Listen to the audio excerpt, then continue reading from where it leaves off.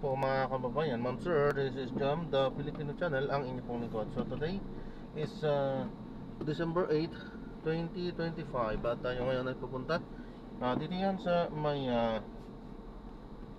87 o GP Rizal Street, Kalumpang, Marikina po yan. At dadalhin po natin sa may Starbucks Discount Tuition sa may Lopez Drive, South Triangle, Diliman, Quezon City. Okay, magbabalik po tayo mamaya konti. Nakuha na po natin sila. Disclaimer lang po, content po natin ay kalsada at hindi ang passenger. Kaya nga naman, sakali man po na may marinig kayo mga pangalan ng lugar, pangalan ng tao, pangalan ng organizations, government o private man yan, ay wala pong kinalaman ng channel na ito at wala pong pinapatukulan. Lahat po ng pinag-uusapan dito ay pawang dito lamang po yan sa loob at wala pong pinapatukulan sa labas. Okay po, magbabalik po tayo mamayang konti pag nakuha na po natin itong ating susunod na mission. Samantala, makinig tayo ng mga nagbabagang balita at mga talakayan habang tayo ay papunta doon sa ating pick-up area. Mindanao at Visayas ay makakaranas naman ng generally improving weather conditions po tayo. May mga chance na lamang po ng thunderstorms pagkapit po ng hapon at gabi. At sa ngayon, meron din po tayong nakataas na gale warning sa may eastern seaboard din po ng Northern Luzon dahil naman po sa amihan, kaya't bawal pa rin pong maglayag yung ating mga kababayan. Sir Melo? Ayun, oo. Possible pa rin ba yung mga search, mga pagtaas ng tubig, Miss Loreto? Yes po, sa ngayon, no, possible pa rin po talaga, especially sa eastern section ng Northern Luzon, yung mga pagtaas ng ating mga karagatan dahil po dito sa gustiness o yung pagbubog ng hangin ng amihan. Opo. Kailan na tuluyang matutunan po itong low pressure area na ito, Miss Loreto? Well, within 24 hours, nakikita pa rin po natin magsistay siya as low pressure area. Ngunit possible naman po, after that ay mas humina na at possible na nga pong malusaw. Yung bang shoreline ay dependent sa existence ng LPA o bagyo? Ibig ko sabihin kung meron tayong bagyo kaya low pressure area, mas aktibo yung shoreline natin. Gano'n ba yun, Miss Loreto? Well, yung shoreline po natin ay mas active po siya kung meron tayong surge ng amihan. So, yun po talaga yung main reason nito. So, kung may amihan tayo, nagka-surge tayo ng amihan, tapos sinamahan pa nitong easterlies, yung banggaan nito, doon po tayo nagkakaroon ng shear line. Ayun pala, ayun, at nabanggit mo na yung amihan. Di ba, amihan malamig. Malamig na ngayon Anong oras nararamdaman yung matinding lamig, Miss Loreto? Yes po, tama sir. Ngayon, nakapagtala nga po tayo ng mga mabababang mga temperatura dito sa Metro Manila. So, umabot na nga po ng 22 degrees Celsius ng mga nakarang araw yung ating mga minimum temperatures. So, ganun din po yung ating inaasahan, no? For today, 24 to 29 degrees Celsius. So, may kababaan na po yung ating agwat ng temperatura. Anong oras yan nararamdaman? Mga 5 a.m. po usually. So from 2 to 6 a.m. dun po yung mga minimum temperatures natin. Sa bandang hapon, nararamdaman na rin medyo malamig-lamig, yung papunta na sa takik-silim. Yes po, tayo po. Especially po nung mga nakarang araw nung meron po tayong surge ng amihan, ay meron din po tayong mga simoy ng hangin or gustiness nga kung tinatawag natin. Sa Tagaytay at saka sa Baguio at saka sa Antipolo, ano ang mga temperatura? Well, sa Baguio naman po, ngayon nakapagtala nga po tayo ng 13.6 degrees Celsius, mababa na. And also kahapon, sa may Benguet din po and sa Baguio City, nakapagtala din tayo ng 12.6 naman po. So ito po yung mga minimum or pinakamababa natin ng temperature ay nakapagtala po tayo within the last 6 days. Ano yung panahon na magiging magpipik ang ating amihan o yung malamig nating panahon? Well, possible pa rin po siya mag-peak within this December hanggang February pa. Makaabutin pa tayo ng mas matinding lamig pa, no? Yes po, tama po. Sige. Salamat, Lian. Maraming salamat po. Ingat po tayong lahat. Yan, Loreto, weather specialist ng Pag-asa. Sa ating Bantay Panahon. Sorry po, nasubrahan. Good morning po. Mga kapuso, si Mau de la Cruz ay punta dito, Pag-asa Island. Kaya Pag-asa Island. Kaya Pilipinas po yun, Pilipinas pa rin ang Pag-asa Island. Mobile energy system dinala sa Pag-asa Island. Mau de la Cruz, Brother Mau, good morning. Peace be with you, Brother Melo. Oo, Pag-asa Island, Palawan pa yan, Pilipinas pa yan. Nagdala nga ng Pag-asa at liwanag ang pagdating ng dalawang unit ng Mobile Energy System o MES sa Pag-asa Island sa pamamagitan ng Department of Energy, pagtutulungan ng Department of Energy, National Power Corporation, Philippine Navy at US Agency for International Development o USAID. Ang solar-powered mobile energy system, Brother Melo, ay magsisilbing pansamantalang pagkukunan ng kuryente para sa Pag-asa Integrated School ay nasa magkakaroon na ng ilaw simula sa December 15. Tama-tama ito, no? Para sa masaya at mapaliwanag na pagdiriwang ng kanilang Christmas party. Layo na ng proyekto, Brother Melo, na suportahan ng mga komunidad sa malayong lugar sa pamamagitan ng malinis, abot kaya at sustainable na enerhiya. Sa mga solar power na yan, ano ba ang source? Hindi ko alam sa Pag-asa, ano yung generator? Magkakalam na yung mga generator sila ron yung mga modular, maliliit generator no? Pero ito naman, itong mobile energy system ito, particular ito para dito sa Pag-asa Integrated School. Tama.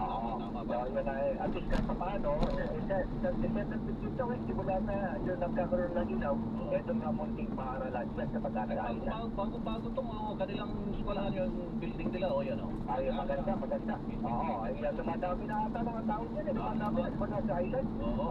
Sakop ng Palawan yan, baka hindi na yung mga babae natin, sakop po ng Palawan, yung Pag-asa Island. Nagbukas ka ng cellphone doon, welcome to China. Kasal sila. Yung mga ano na kasi, mga tahura natin dati, yung ng China eh. Oo, yun ang mabibig na, hindi pa tayo makalapit. Tinataboy pa tayo dyan sa Pag-asa Island. Narinig tayo dyan brother mo Ay, narinig tayo. Alam kapag Pag-asa, kapatay natin. Amin, Brother Melo, amin yung kapuso, Mauto na Cruz, pwede pala yung DC ng Cruz, dapat ito. Salamat, Mau de la Cruz. Sa oras po natin, alas 6:46 na po ng umaga. Radyo na TV para naman ng fake news. Dapat totoo. Prado, sa Super Radio. DSC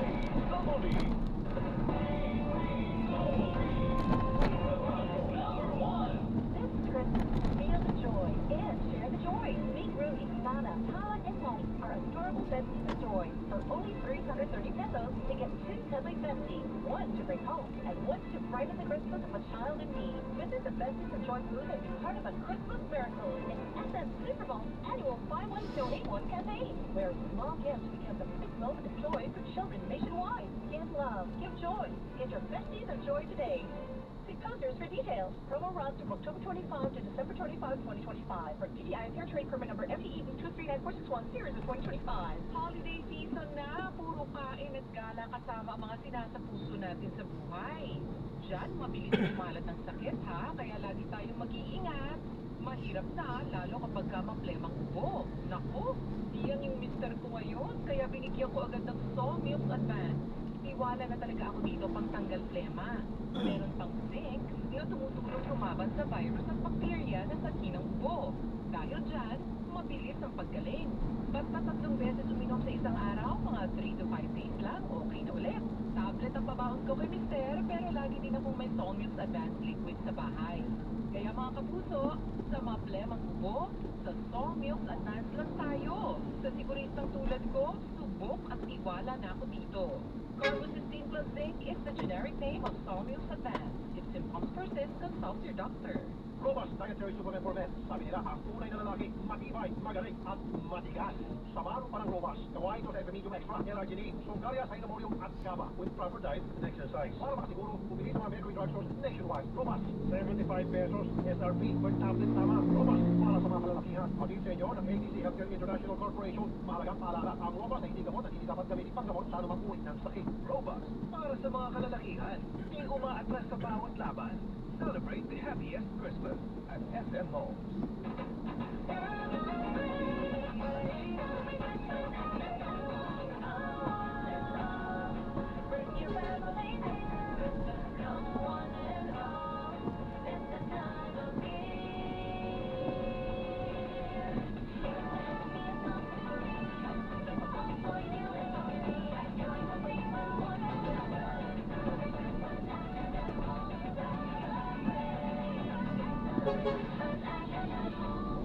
Ang galing, pang matagalan. Parang tayo yan. Everest Appliances. Babe, ano ever best decision mo in life? Siyempre, building a home with you. Oh. Everest Appliances. Health, wellness, energy saving. Everbest from Everest. Everest Appliances.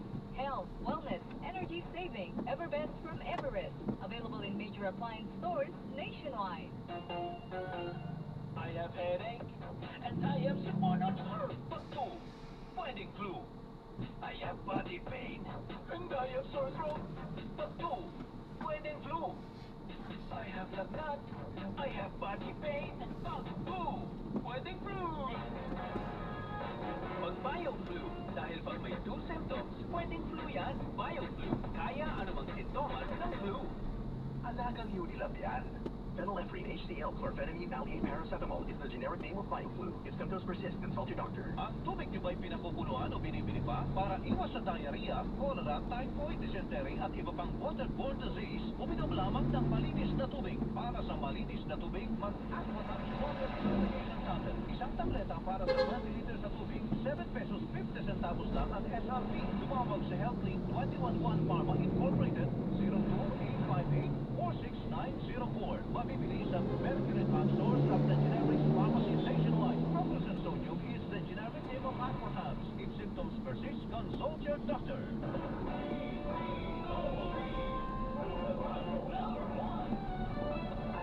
Alas 6:50, uno na po ng umaga. Wow!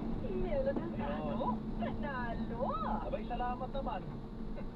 At mukhang sana matuldo ka na ito. Huwag nyo nang uulitin to huwag nyo na talagang uulitin to yung ginawa nyo sa PhilHealth. Sino man ang mga tamaan dyan, kayo kasi, ano sinabi ng Korte Suprema? Grave abuse of discretion. Nilipat nyo 60 billion pesos mula sa PhilHealth. Di ba patago ng mga miyembro yan? Dahil ang nature ng pondo natin sa PhilHealth, trust fund yan para sa kalusugan ng mga Pilipino.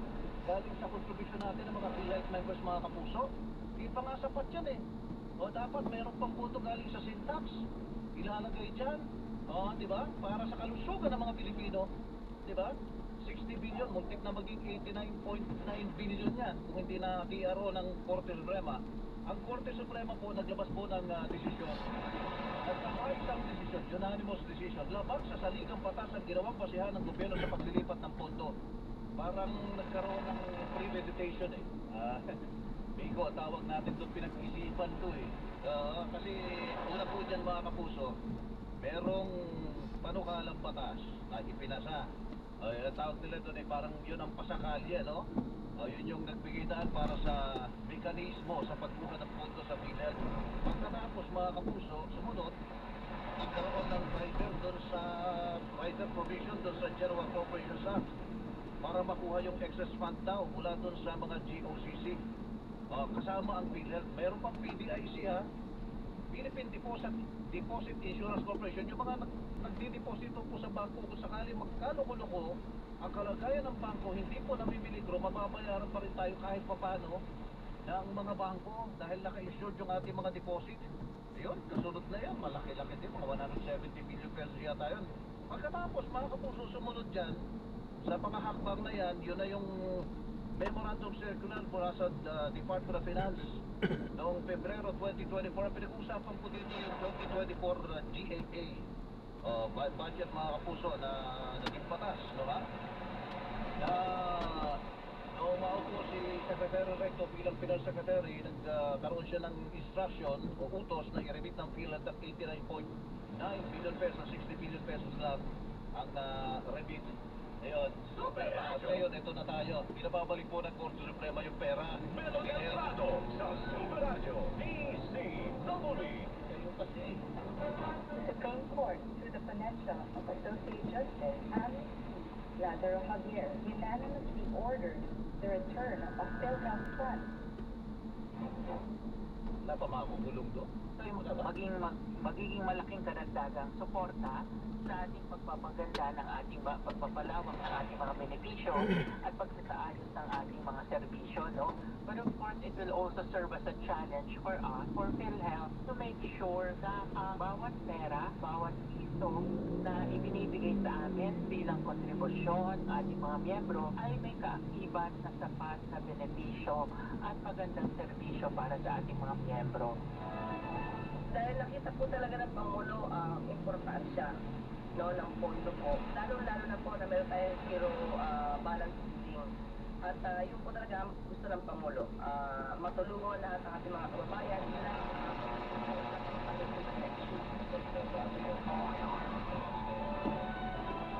Hindi pa may pumunta sa Korte Suprema, tapos Korte Suprema ay nagutong.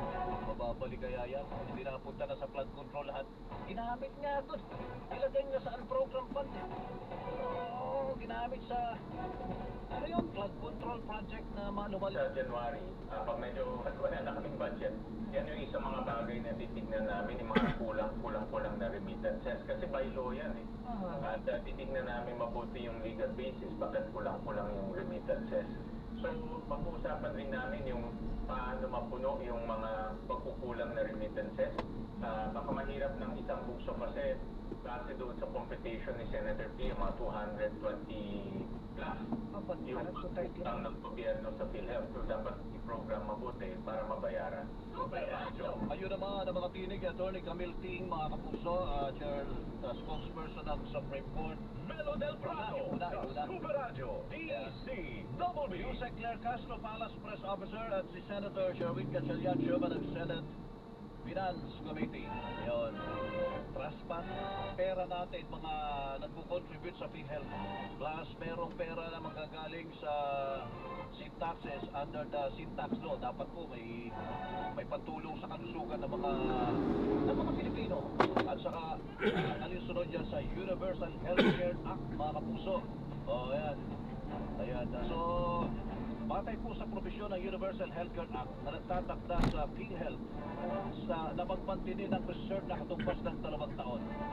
Pero yung excess sa reserve ay dapat lang ilaan o gamitin para sa pagtataas ng benepisyo. 2 bagay na po ha. Number 1, pagtataas ng benepisyo o pagbabawas ng premium o yung mga binabayaran natin para makaluwag-luwag naman tayo kasi kinakaltas yan sa bawat sweldo natin. Di ba Andoy? Papunta roon. Tapos ganyan ang gagawin. Gagamitin sa iba. Hindi yan para ilan sa ibang bagay. Tulad ng pagdadala nito sa program fund na nangyari noong 2024, mga kapuso.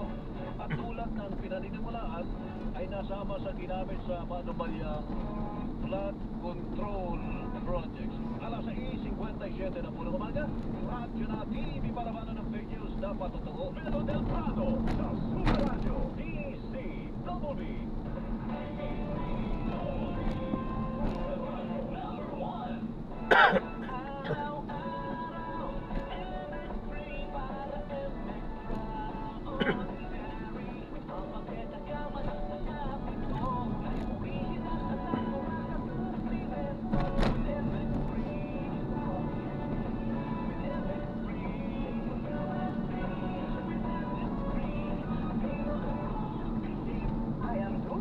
Your power singing kita sa MX3 capsule, dito ako bilib.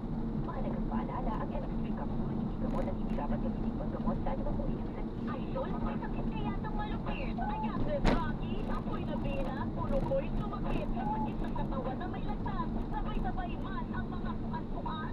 Pregnadol 40, ating idol. Mabilis ba na tapat? Faster versus paracetamol in a fast as 30 minutes. Alagang Unilag yan. Paracetamol campaign is generic name of Pregnadol 40 instead of persistent ulcer suffer. Kung haggard ka katipid, try Cream Silk to Wash Back. Nourish your hair with vitamins for just 5 pesos per one. Based on SRP, afford araw-araw and straighten smooth hair with Cream Silk to Wash Back.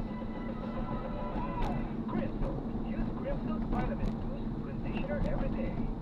Helping capsules, may nagustin at berry. Helping capsules, may nagustin at berry. With Helping Care Capsule, may nagustin na, may 8 berries ka pa. Ingatan ang kalusugan with proper diet and healthy lifestyle. Helping capsules, may nagustin at berry. Helping capsules.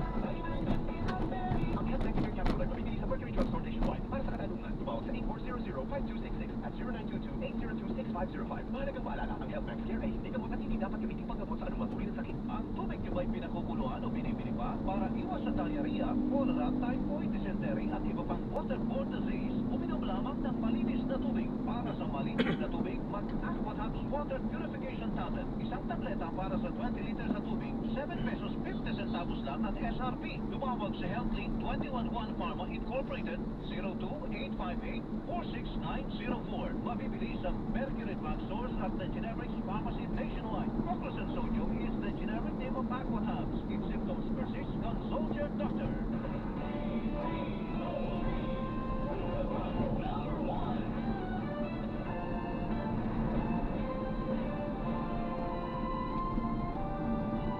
Days before Christmas. Abangan nyo pala muna yung paggalaw ng presyo ng produktong petrolyo. Salamat po, balita na po sa ilang saglit. Ako po naman ang iyong lingkod. Wow! Melo del Prado! Panalo! Ikapito na po ng umaga, radyo natin, labanan ng fake news, dapat totoo. Melo del Prado sa Super Radio, DZBB.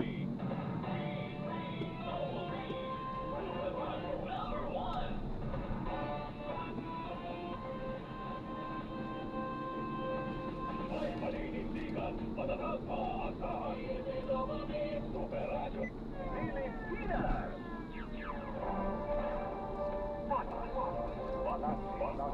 Infantry unit na pag sinabi mong rifle squad, understood na ang pinakamababang ano niyan na level is squad 9-man team. So sa Ranger, iba naman 7-man squad. Sa Special Forces, yung team yung tinatawag nila. So sa aviation, iba-iba rin po kami. So lahat po kayo marunong magpalipad ng chopper sa ng aeroplano pagka nag-aaral kayo, kasama kayo sa aviation regiment. Hindi naman po kasi meron lang piling mga kasapi ang aviation regiment kung sino yung magiging piloto. Meron din tayong mga aircraft maintenance personnel, meron din tayong air traffic controller, meron din tayong nagmamanage nung ating airport sa Port Magsaysay. Gusto po fleet po ninyo, gaano kalaki? Ngayon ay meron tayo, unlike before nung batalyon pa na puro fixed wing lang, ngayong regiment meron na rin nadagdag sa capability natin yung mga helicopters. Meron na po ba kayong mga Black Hawk? Meron? Wala po. Ang Black Hawk nasa Philippine Air Force. Sa ngayon ang meron tayo ay yung tinatawag na R-44 na Robinson, na yan yung trainer helicopter natin. And meron din tayong tinatawag na yung BO-105 na helicopter. Ito yung ginagamit natin sa kasalukuyan na pang medical evacuation kasi ito yung isa sa mga capability na dinedevelop natin sa Philippine Army na magkaroon tayo ng Air ambulance, ano? air ambulance, tama po. Air ambulance. Napapanood ko yun sa K-drama eh. Saka sa pagsusurvey o sa mga nasalanta ng kalamidad, di ba itong mga nakakaraan, Colonel, may mga air assets kayo na nagagamit sa ganyan? Tama po yun, dahil katulad nitong mga nakaraang bagyo, immediately after nung dumaan na bagyo, nagkakandak tayo ng typhoon damage assessment. So tinitingnan natin yung mga lugar na kung saan may mga mabababang lugar na lumubog sa baha, ano yung mga ilog na umapaw, no? At yan yung sinasubmit natin sa report sa Army Headquarters para aware din sila ano yung extent ng damage na nagawa nung bagyong dumating. Yun yung civil military operation Tama po. na tinatawag po ninyo. Part po yan nung ating humanitarian assistance and disaster response operation. Mga aeroplano, meron na kayo. Aeroplano po, ipisuin po ang mga